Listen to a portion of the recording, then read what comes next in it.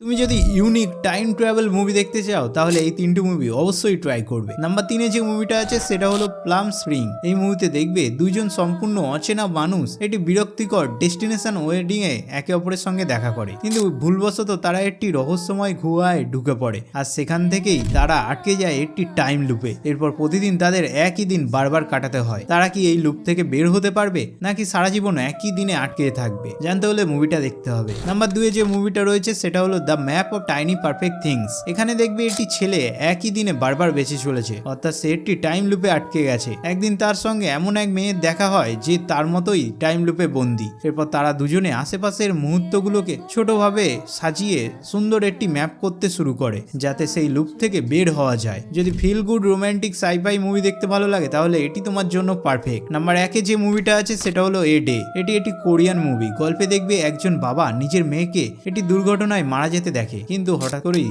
আবার সেই একই দিন শুরু হয়ে যায়। তিনি বারবার নিজের মেয়েকে বাঁচানোর চেষ্টা করে কিন্তু প্রতিবারই ব্যর্থ হয়। এরপর গল্পে বড় টুইস্ট আসে যখন সে জানতে পারে যে সে একা নয়, আরেকজন মানুষও একই টাইম লুপে আটকে রয়েছে। দারুণ সাসপেন্সে ভরা এই মুভিটা তোমাকে শেষ পর্যন্ত ধরে রাখবে।